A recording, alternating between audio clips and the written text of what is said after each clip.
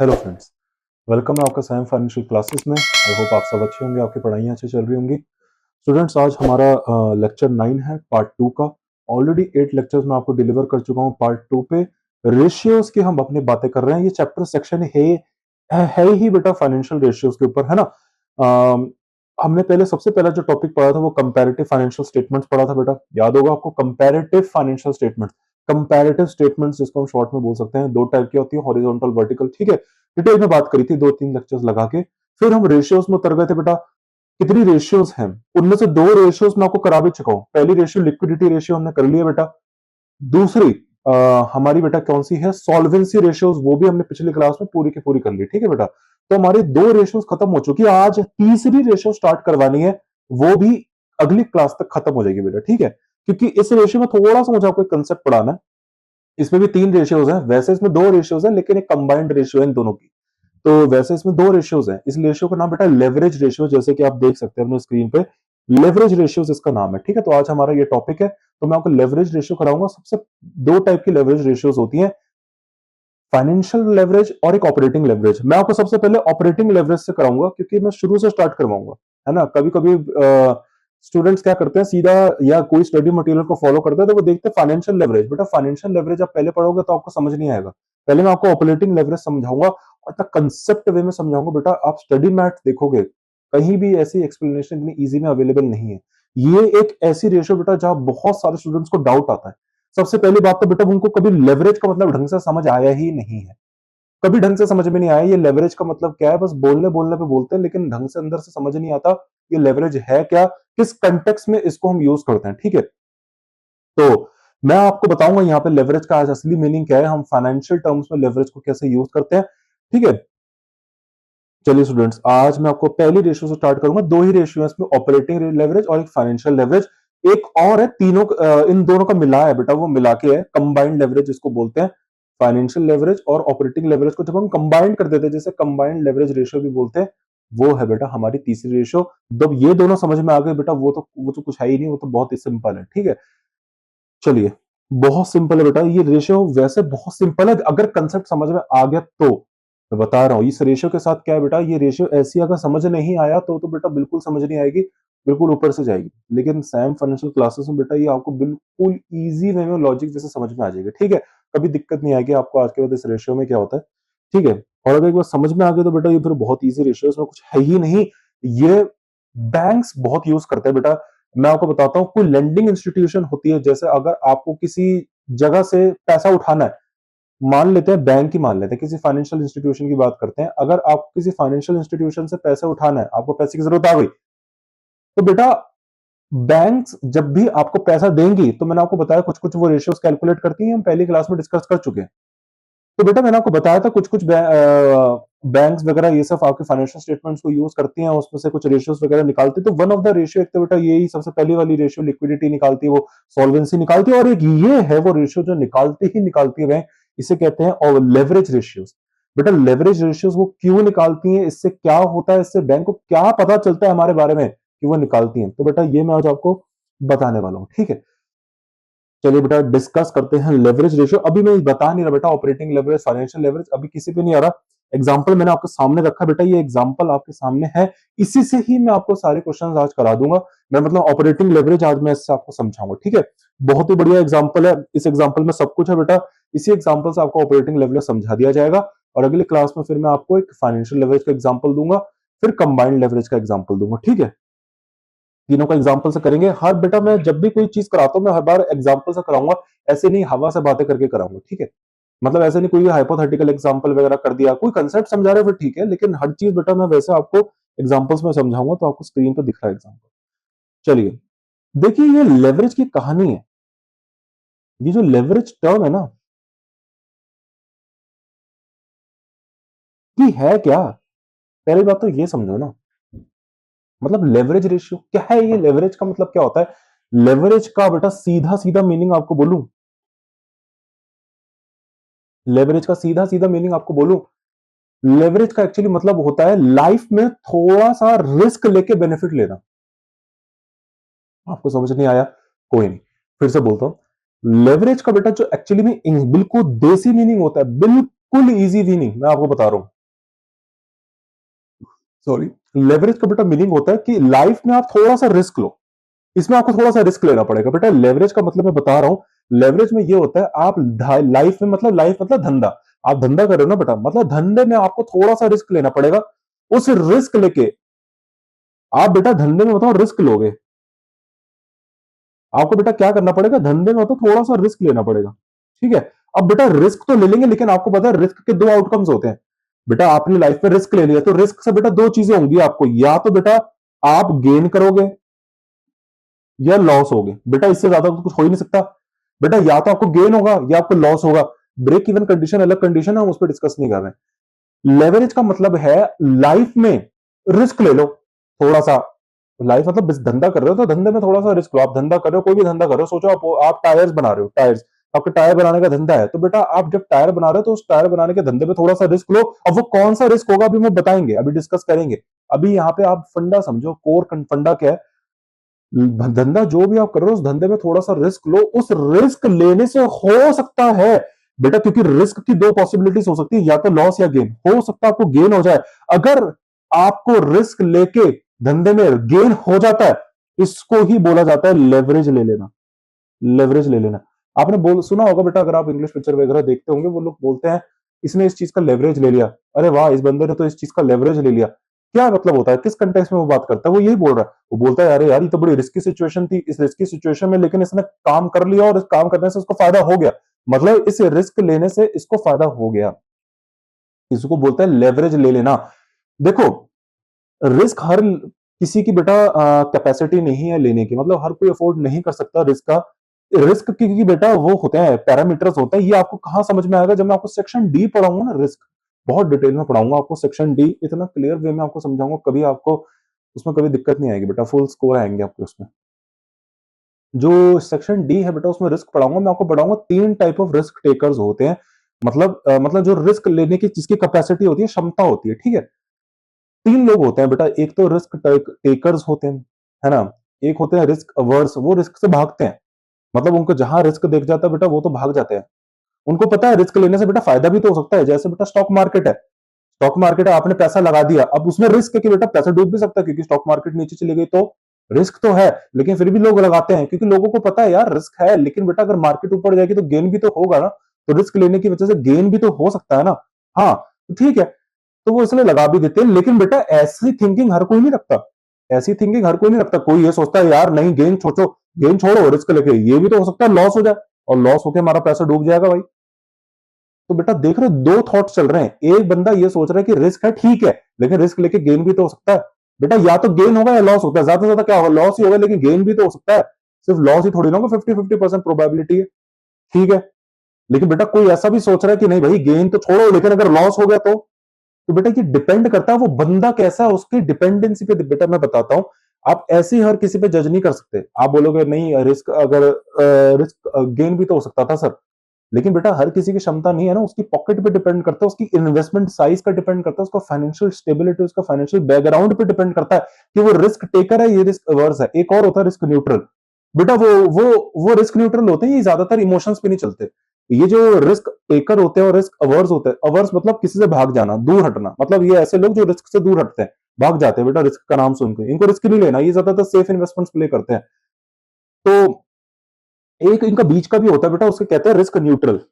ठीक है, मैं आपके लिए टाइमलाइन बना के समझाता हूं आपको, इस कंसेप्ट को एक्चुअली बेटा यहाँ पे समझना पड़ेगा, इसलिए जरूरी है। एक होता है बेटा रिस्क टेकर, ये होते हैं रिस्क अवर्स,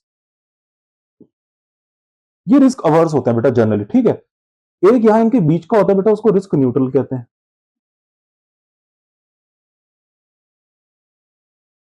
और एक और होता है वो रिस्क अवर्स होते हैं। अच्छा मैंने यहाँ पे बेटा सॉरी उल्टा लिख दिया, ये रिस्क टेकर है, ये रिस्क लेते हैं, तो इसलिए रेड से लिखा है। रिस्क लेना मतलब बेटा ये बहुत बड़ी बात हो गई, जो बंदा रिस्क ले रहा है इसका मतलब उसमें दम है, तो मतलब रेड है ना इसका, तो रेड कर दिया थोड़ा। ये बीच के बेटा न्यूट्रल वाले, ठीक है, और ये येलो वाले दूर भाग रहे हैं, येलो है रिस्क।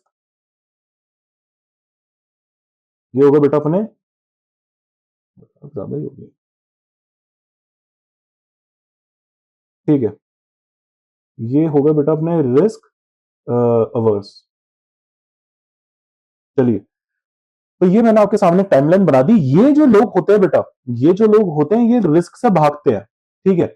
मैं आपको एक बात बता दूं, ये जो लोग आप देख रहे हो ना रिस्क, अब स्क्रीन पे देखो बेटा, ये जो लोग होते हैं, ये लोग ये रिस्क से भागते हैं, अवे हैं। ये इनके बस की नहीं है बेटा रिस्क क्लिनिक, इनकी फाइनेंशियल डिपेंडेंट उस पर डिपेंड करता है। देखिए मैं आपको समझाऊंगा अभी यहाँ पे रिस्क न्यूट्रल ये बताऊंगा अभी क्या होते हैं। और ये रिस्क से अट्रैक्ट होते हैं बेटा, ये जहां इनको रिस्क मिल जाए, इनको जहां रिस्क मिल जाए बेटा ये वहां पे अट्रैक्ट हो जाएंगे। अच्छा ये जो होते हैं बेटा, ये दोनों, ये और ये इमोशंस पे चलते हैं बेटा, इमोशंस पे। हाँ बेटा ये बताऊंगा ये क्या होता है, ये इमोशंस पे चलते हैं और ये इमोशनलेस होते हैं, ये मैथ्स पे चलते हैं। फाइनेंशियल एनालिसिस जिसको बोलते हैं, ये होते हैं बेटा एक्चुअली लोग। ये बताओ क्या होते हैं रिस्क टेकर बेटा, इनको ऐसा लगता है, मैं बताता हूँ, कुछ होते हैं ना बेटा जैसे किसी लिए उनको किक होती है बेटा, किसी को किक होती है ना, बोलते हैं ना किक है इस बंदे को, मतलब इनको ऐसा लगता है बेटा जहां पे रिस्क है ना वहां पे गेन होगा। आपने बेटा चीज सुनी होगी जहां ज्यादा से ज्यादा रिस्क, वैसे तो आपको ये टॉपिक में बहुत डिटेल में पढ़ाऊंगा, इसका टॉपिक का नाम है relationship between risk and return. एक टॉपिक है relationship between risk and return, ये आपका यहाँ नहीं है, ये सेक्शन बी में है बेटा। सेक्शन बी जब स्टार्ट होगा कम से कम हमारा 70-80 लेक्चर्स उस पर लगेंगे, ठीक है। बहुत बड़ा सेक्शन है, सीएमए यूएसए का पार्ट 2 पार्ट 1 दोनों में सबसे बड़ा सेक्शन है वो, ठीक है। तो उसमें मैं आपको बताऊंगा relationship between risk and return, वहां पे आपको समझ में आएगा बेटा। आप देखेंगे जैसे जैसे लाइफ में रिस्क बढ़ता रहता है, मतलब जहां भी आप बेटा रिस्क लेते रहते हो, लेते रहते हो, आपका रिटर्न भी वहां पे बढ़ता रहता है। या आपको बेटा मैं वहां एग्जांपल से समझाऊंगा, एक एग्जांपल के तौर में शेयर्स ले लेते हैं। बेटा आपको ये चीज पता ही होगा कि शेयर्स एक बहुत ही रिस्की इन्वेस्टमेंट होती है, रिस्की इन्वेस्टमेंट होती है। अरे डेट तो बहुत ही सिंपल है, वहां पे तो आपको फिक्स ब्याज मिलेगा ही मिलेगा। लेकिन शेयर्स एक ऐसी इन्वेस्टमेंट है जो बहुत ही क्या कहते हैं उसको, रिस्की होती है, ठीक है, रिस्की होती है।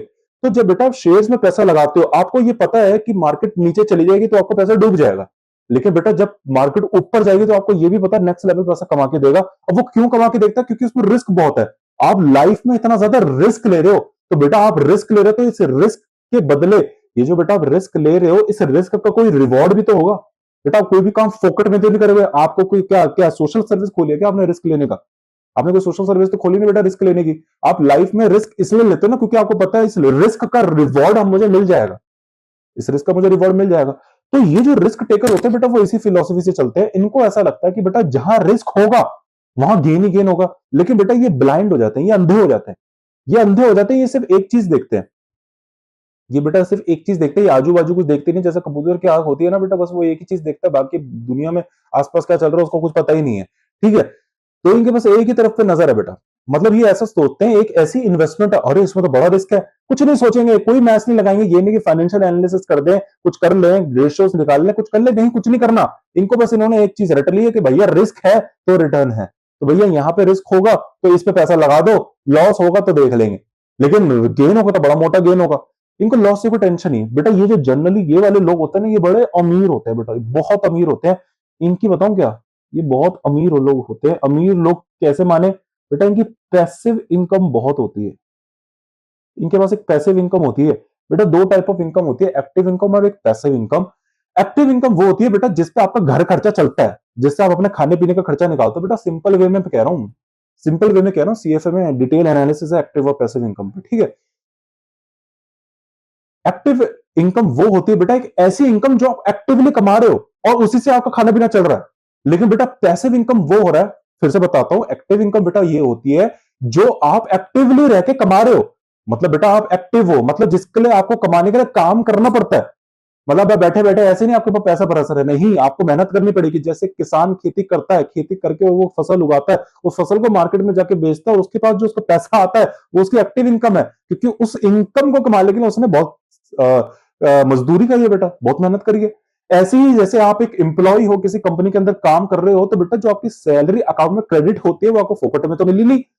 आपने 10-10 12-12 घंटे बेटा शिफ्ट लगाई है, तब जाके तो आपको पैसा मिला है, तब जाके पास बेटा आपके पास पैसा है, तो वो एक्टिव इनकम है। मतलब एक ऐसी इनकम जिसको कमाने के लिए आप एक्टिवली इन्वॉल्व्ड है और उसी से ही आपको खाना पीना चल रहा है, इसको बोलते हैं एक्टिव इनकम। अब एक होती है बेटा पैसिव इनकम। पैसिव इनकम वो होती है जिसके लिए बेटा आपको कुछ खास कमाना नहीं पड़ता, बैठे बैठे बरस रहा है। मतलब अगर आप सो भी रहे हो ना तब भी आपके अकाउंट में पैसा क्रेडिट हो रहा है। बेटा आपने देखा होगा, जैसे ये पिक्चरों वगैरह में भी सुना होगा, ये बिलियनर्स वगैरह जो बड़े बड़े बिजनेसमैन होते हैं, ये बोलते हैं ना मेरे 5 मिनट वेस्ट हो गए, 5 मिनट में तो मैं करोड़ों कमा लेता, लाखों कमा लेता। ये उसी की बात है।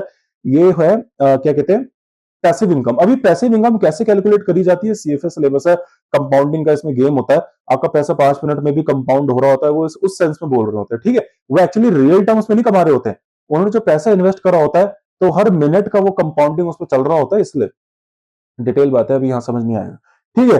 तो पैसिव इनकम वो होता है बेटा जिसमें आपको कमाने के लिए ज्यादा एक्टिवली इन्वॉल्व होने की जरूरत नहीं है, आप सो भी रहे हो तो आपके अकाउंट में पैसा क्रेडिट हो रहा है। हाँ, तो बेटा ऐसे लोग जिनके पास ऐसी इनकम आ रही है, अब बेटा एक बात बोलो, एक मिडिल क्लास है, बेटा मिडिल क्लास के पास ऐसा पैसिव इनकम का कोई सोर्स होगा? नहीं होगा। नो डाउट आजकल बेटा फाइनेंशियल लिटरेसी आ गई है, लोग चीजें समझ रहे हैं, तो लोग ऐसे सोर्सेज ढूंढ रहे हैं कि पैसिव इनकम कमा सके, लेकिन आज भी हमारी मिडिल क्लास ऐसी है बेटा जिसके पास ज्यादा पैसिव इनकम है नहीं, क्योंकि अगर उसके पास ऐसी पैसिव इनकम होती तो बेटा फिर वो मिडिल क्लास में नहीं होती, ठीक है। तो मैं मिडिल क्लास की बात कर रहा हूं, ठीक है। तो आपको ऐसे एकदम से जज नहीं करना, ये देखो ये रिस्क टेकर है, ये देखो ये तो रिस्क बस भागता है, इसमें दम नहीं है, नहीं बेटा। फाइनेंशियल उस पर डिपेंड करता है आपकी फाइनेंशियल बैकग्राउंड क्या है, आपका फाइनेंशियल स्टेटस क्या है, ठीक है। तो उस पर चीजें डिपेंड करती हैं। अगर अब मिडिल क्लास को ही ले लो बेटा, मिडिल क्लास के पास पैसिव इनकम का कोई ज्यादा सोर्स होता नहीं। अब बेटा सोते सोते उसके पास पैसा बरस रहा है, उस बेचारे को तो इस बात की टेंशन है कि अगले महीने बच्चों की फीस कैसे दूं, खाना, अब लिमिटेड सैलरी, उसमें घर का खर्चा चलाना है, घर का खर्चा चलाना है, बिजली के बिल दे रहे हैं, भैया इतने खर्चे उस बेचारे का कोई बचता ही नहीं।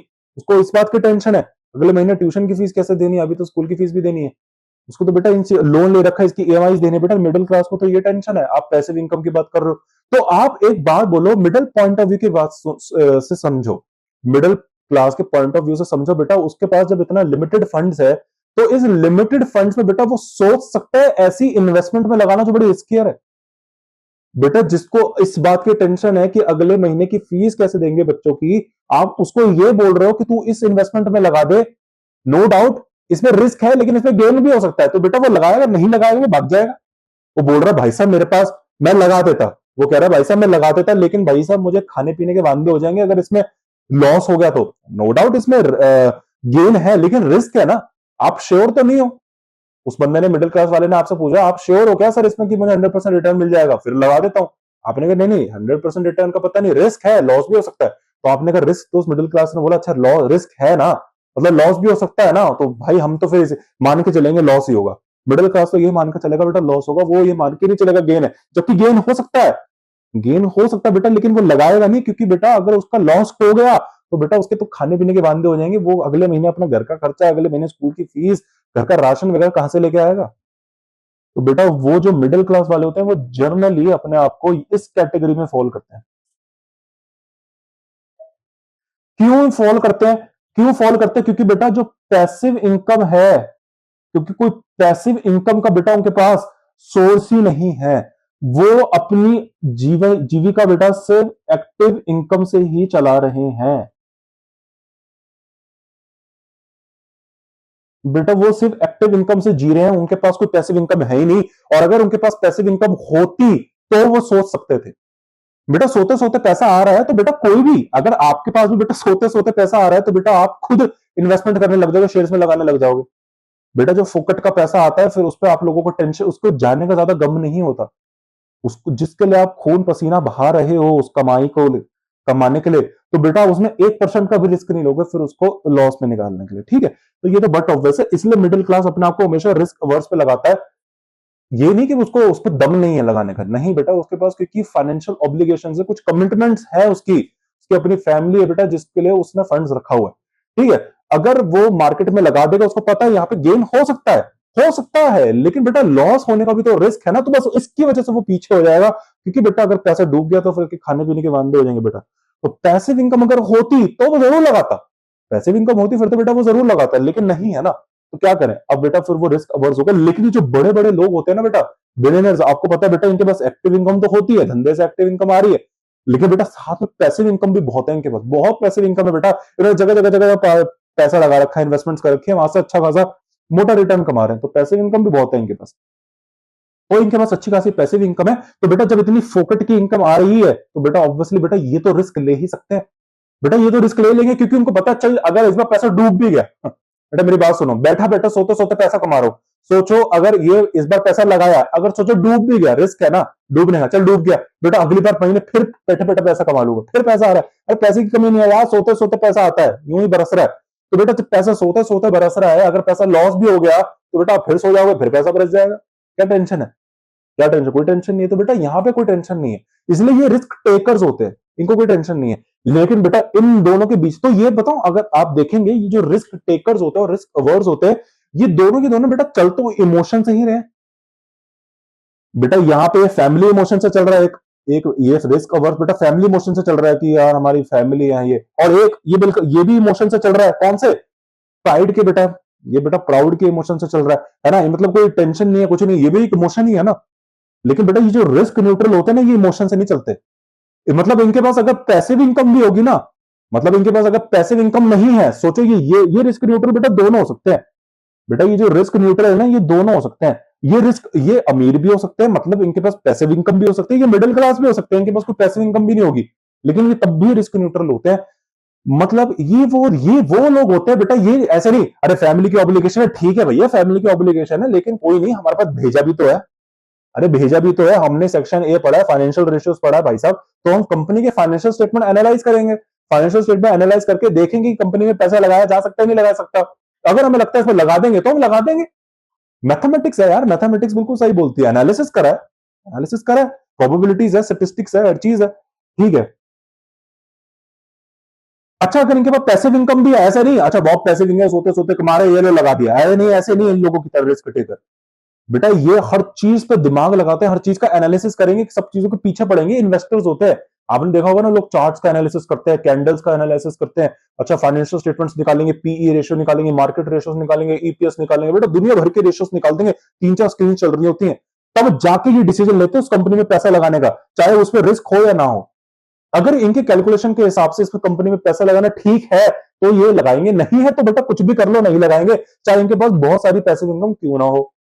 बस बेटा यही था लॉजिक। आपने बेटा स्कैम सीरीज देखी होगी आई होप, है ना, बहुत पॉपुलर है, पहला जो पहला सीजन है उसका, उसमें वो जैसे डायलॉग है ना बेटा, वो बोलता है रिस्क है तो इश्क है, ये यही वाला गेम है, ये रिस्क टेकर वालों का गेम है, उनका यही मोटो है, रिस्क है तो इश्क है, मतलब उनको ऐसा लगता है यहाँ पे रिस्क होगा तो ही इश्क है, मजा ही आ जाएगा बेटा, मतलब रिस्क लेंगे तो ही गेन आएगा, मजेदार है, तो ये वो लोग होते हैं, ठीक है। बेटा ये मैंने आपको कंसेप्ट बहुत ही डिटेल में समझा दिया, हालांकि मुझे आपको सेक्शन डी में समझाना था, लेकिन एक्चुअली मुझे आपको यहाँ क्यों समझाना पड़ा, बस एक लेवरेज का समझाने के लिए, एक लेवरेज छोटी सी डेफिनेशन समझाने के लिए बेटा मुझे आपको ये कंसेप्ट समझाना पड़ गया। कौन सा? अपना क्या कहते हैं इसको, क्या कहते हैं, रिस्क टेकर्स कितने टाइप के होते हैं। अब मैं आपको समझाता हूं लेवरेज का मतलब क्या होता है, सारी चीजें समझा दी, अब उसको कंबाइन करके डेफिनेशन में समझा देता हूं, बिल्कुल देसी भाषा है। लेवरेज का मतलब होता है लाइफ में थोड़ा रिस्क लो, अब समझ गए ना, लाइफ में थोड़ा रिस्क लो। अब आपको ये भी पता है रिस्क लेंगे तो रिस्क लेने से आपको दो चीजें हो सकती हैं। अब लाइफ में रिस्क ले लिया, ठीक है, अब रिस्क लेके क्या, अब बेटा रिस्क लेके आपको दो चीजें हो सकती है, मैंने कहा क्या बेटा, या तो आपको गेन हो जाएगा, मैंने कहा ठीक है आगे, या तो बेटा आपको लॉस हो जाएगा। अब इन दोनों में से आपको एक चीज हो सकती है, अगर आपको लॉस हो गया तो बेटा ठीक है, फिर तो हो गया बंटाधार, फिर तो कुछ नहीं कर सकते बेटा, ठीक है, फिर तो लॉस ही हो गया, आप क्या करें, अब तो लॉस हो गया ना, अब हो गया काम, तो इसको लेवरेज नहीं बोलते। लेकिन अगर आपको रिस्क लेके गेन हो जाता है तो बेटा आपको बोलेंगे लेवरेज ले लिया आपने इस चीज का, मतलब आपने इस धंधे में एक रिस्क ले लिया, बिजनेस रिस्क ले लिया आपने थोड़ा सा, अब बेटा उस बिजनेस रिस्क से आपको लॉस हो सकता है। एग्जाम्पल के तौर में, एग्जाम्पल के तौर में आपको बहुत बेस्ट एग्जाम्पल देता हूं, आपने पार्ले कंपनी सुनी होगी बेटा, पार्ले कंपनी सुनी होगी ना, ये पार्ले कंपनी एक फूड ब्रांड है बेटा, है ना, मतलब कोल्ड ड्रिंक्स वगैरह ये सब इसकी बनती है, आप इसका प्रोडक्ट है, इसका प्रोडक्ट है अगर मैं गलत नहीं हूं, इसका प्रोडक्ट अगर मैं गलत नहीं हूं शायद फ्रूटी इसका प्रोडक्ट है, ठीक है। फ्रूटी आप सबने एक बार लाइफ में पी ही होगी, अगर नहीं भी पियोगे तो एटलीस्ट सुना तो होगा, ठीक है, आलिया भट्ट इसकी ऐड करती है, आपने देखा होगा।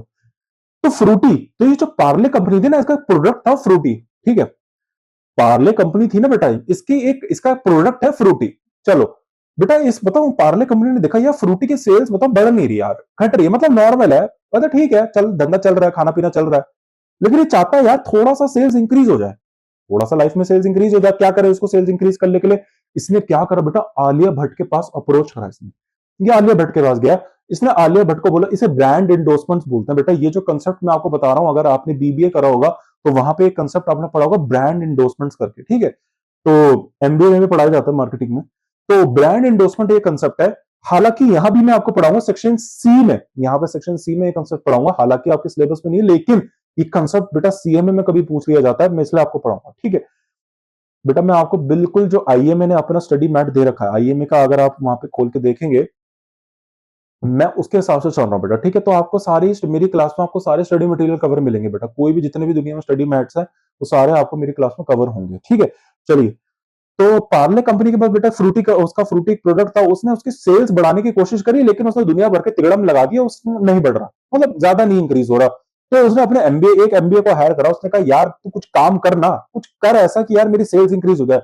उसने कहा सर ये बताओ, आलिया भट्ट एक एक्ट्रेस है बॉलीवुड की। मैंने कहा हाँ सर, इसकी अच्छी खासी फैन फॉलोइंग है, इसकी अच्छी खासी फैन फॉलोइंग है।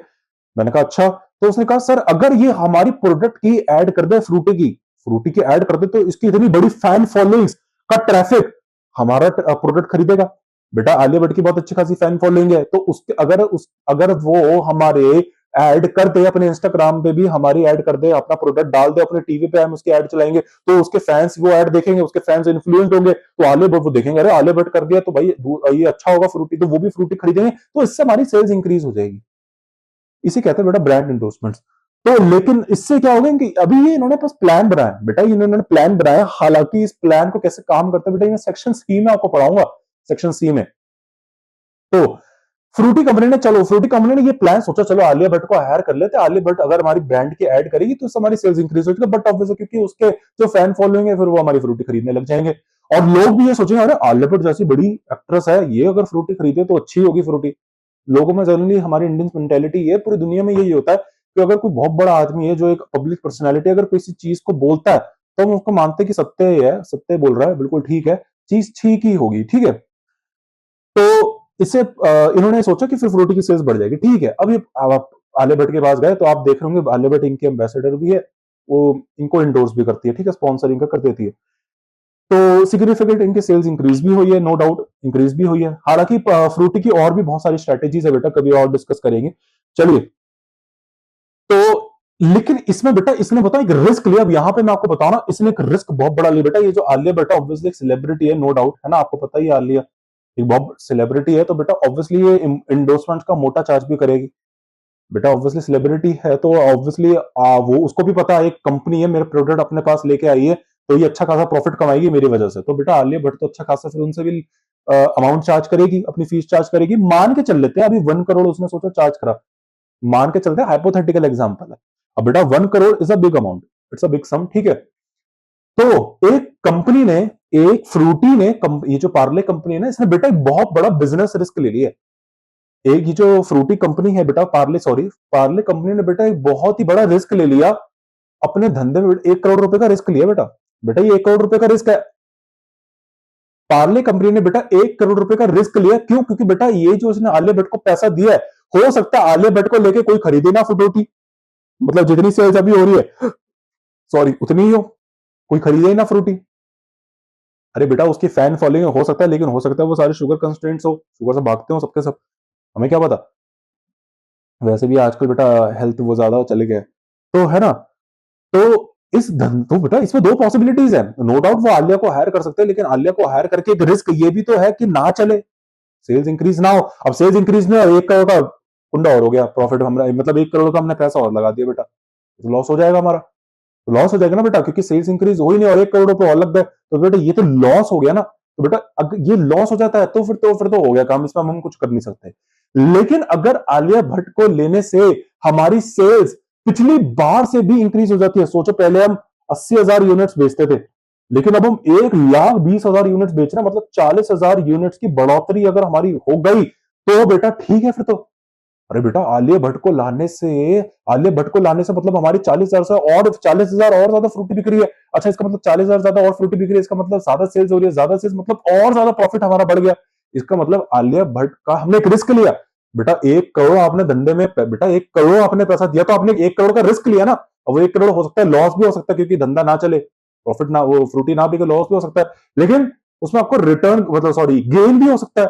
अगर आपको आलिया भट्ट लेके 1 करोड़ दे के, 1 करोड़ दे के बेटा अगर आपको सेल्स में इंक्रीज हो रहा है और नेट आपको नेट प्रॉफिट में भी बढ़ोतरी मिल रही है पिछली बार से, जो आप आलिया भट्ट के बिना कमा रहे थे, तो बेटा आप ये बोलोगे, वाह भाई मुझे गेन हो गया, नो डाउट मैंने गिरे, अब वो मैंने बोले भाई साहब रिस्क लिया हमने, अरे भैया 1 करोड़ का रिस्क लिया, 1 करोड़ का रिस्क, अब 1 करोड़ का रिस्क लेके लेकिन प्रॉफिट में तो आ गए। बेटा रिस्क लिया, नो डाउट, नो डाउट आपने रिस्क लिया, लेकिन उस रिस्क को लेने की वजह से आपको प्रॉफिट भी तो मिल गया, मतलब रिस्क की वजह से गेन हो गया। इसी को बोलते हैं लेवरेज ले लेना।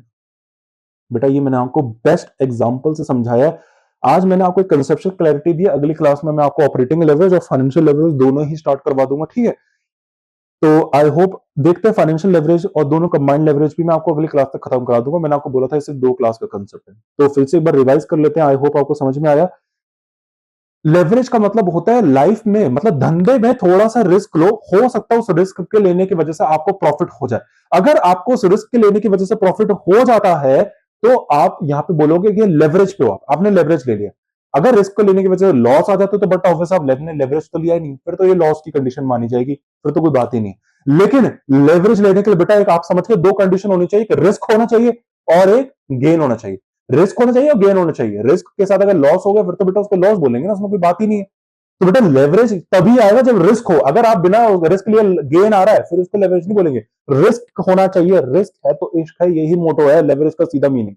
रिस्क है तो इश्क है, यही है लेवरेज, ठीक है। रिस्क लेके अगर इश्क हो गया तो बेटा आपको यहाँ पे मतलब लेवरेज मिल रहा है, ठीक है। तो यही है, तो यहाँ पे जैसे पार्ले कंपनी ने करा, आलिया भट्ट को लेके रिस्क लिया, रिस्क लिया, एक करोड़ का रिस्क लिया बेटा, 1 करोड़ डूब भी सकता था, लेकिन बेटा उन्होंने 1 करोड़ का रिस्क लिया और वो 1 करोड़ उनका फला, उनको बेटा उसकी वजह से सेल्स इंक्रीज हुई, तो बेटा ऑब्वियसली प्रॉफिट्स इंक्रीज हुए, मतलब इस रिस्क के लेने की वजह से उनको प्रॉफिट आया। इसका मतलब उन्होंने धंधे में लेवरेज ले लिया, अब धंधे में लेवरेज ले लिया। अब इसी को मैं आपको बेटा एक न्यूमेरिकल से समझाऊंगा, बस सारा का सारा समझा दिया। अब मैं आपको एक न्यूमेरिकल से समझाऊंगा, एक चीज मुझे आपको यहाँ पे समझानी है, अगली क्लास में यहाँ नहीं समझाऊंगा, आज के लिए कंसेप्ट इतना काफी है वरना आप कंफ्यूज हो जाएंगे। बेटा बार बार चीजें रिवाइज करनी है, बार बार चीजें रिवाइज करनी है। मैं आपको अब तक जितना सारा ज्ञान दे रहा हूं ना बेटा, ये सब आपको रजिस्टर्स में लिखना है। अगर आपके पास रजिस्टर नहीं है, किसी सॉफ्ट कॉपी में मेंटेन करते हैं, सॉफ्ट कॉपी में लिखिए, लेकिन हाथों से लिखिए, हाथ से निकालना है, हाथों से लिखना है बेटा। अगर आप हाथों से नहीं लिख रहे तो आप गड़बड़ कर रहे हैं। माइंड हैंड कोऑर्डिनेशन जब तक नहीं बैठेगा तब तक गेम में मजा नहीं आएगा, ठीक है। ऐसे ही करना है। इससे मैंने आपको रिवीजन आपको करते रहनी है। रिवीजन बेटा आपको ऐसी नहीं करनी है जैसे प्लेन तरीके से स्टूडेंट्स करते हैं, मतलब कर लिया रोज रिवाइज करे रोज, बेटा रोज रिवाइज करने से it's not an efficient technique if you are revising same thing regularly, ठीक है। कोई उससे बेनिफिट आपको नहीं मिलने वाला है। रिवीजन आपको कैसे करनी है बेटा, ऐसे नहीं करनी। आपने एक बार बस एक बार चीज एक बार रीडिंग करनी है, फिर बेटा आप बेटा अगर कोई टीवी देख रहे हो, कुछ भी कर रहे हो, बस बैठे बैठे कोई भी काम कर रहे हो, साइकिल चला रहे हो, कुछ भी कर रहे हो बेटा, जिम कर रहे हो, टीवी देख रहे हो, एंटरटेनमेंट कर रहे हो, रील्स चला रहे हो, उसको एकदम से ऑल ऑफ द सडन आपको फिर वो कंसेप्ट अपने माइंड में लेके आना है। रील्स चला रहे थे एक सबसे, अरे ऑपरेटिंग लेवरेज क्या होता है, अरे लेवरेज की डेफिनेशन क्या थी, ऐसे एकदम से अपने ब्रेन को, इसको कहते हैं ब्रेन स्टॉर्मिंग टेक्निक।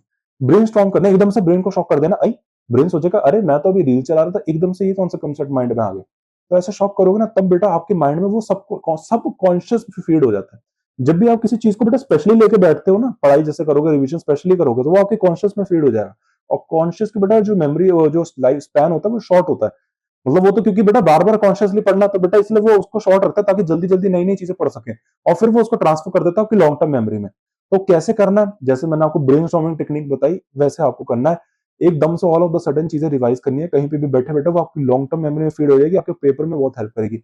दूसरा, रेगुलर नहीं करना है, इंटरवल्स में करना है। एक बार आपको ये टेक्निक करनी है पहले दिन जब आप करोगे, पहले दिन जब आप करोगे, फिर आपको करनी है बेटा 7 दिन बाद, उसके सीधा 7 दिन बाद, बेटा 6 दिन का गैप रखना है। मतलब एक दिन आपने रिवाइज कर लिया जैसे मैंने आपको बोला ब्रेनस्टॉर्मिंग से, फिर सीधा 7 दिन बाद करना है, फिर बेटा उसके आपको 14 दिन बाद करना है, फिर 21 दिन बाद करना है, फिर बेटा सीधा 40 दिन बाद करना है। अगर बेटा 40 दिन बाद आप वो ही कॉन्सेप्ट सोचो, बैठे बैठे आप कोई बैठे थे, बात कर रहे थे किसी से, एकदम से आपके पास आपने माइंड में बोला अरे ऑपरेटिंग लेवरेज की डेफिनेशन क्या थी, अरे ऑपरेटिंग लेवरेज का फॉर्मूला क्या था, अगर 40 दिन बाद बेटा उसी फ्रेशनेस के साथ आपके पास वो आ रहा है, तो बेटा समझ जाओ आपकी लॉन्ग टर्म मेमोरी में फीड हो गया। फिर बेटा आप 1 साल बाद भी अगर आप करोगे ना, आपको वो आंसर आ जाएगा माइंड, वो आपको फॉर्मूला आ जाएगा। मैं आज भी ये टेक्निक यूज करता हूँ, ठीक है। तो अगली क्लास में मैं आपको ऑपरेटिंग लेवरेज समझाऊंगा। अगली क्लास में मुझे आपको एक चीज समझानी है, वो है बेटा कंट्रीब्यूशन मार्जिन। इस पे पूरा सेक्शन सी आधारित है, कंट्रीब्यूशन मार्जिन। हालांकि मुझे यही बता रहा हूं मैं, सेक्शन सी में मुझे आपको एक कंट्रीब्यूशन मार्जिन करके पढ़ाना है, लेकिन यहां मैं आपको थोड़ा सा पढ़ाऊंगा कंट्रीब्यूशन क्या होता है, बहुत सिंपल, और इतना सिंपल वे में पढ़ाऊंगा आपको कोई नहीं बताएगा बेटा, ठीक है। खैर तो मिलते हैं बेटा आपसे नेक्स्ट क्लास में।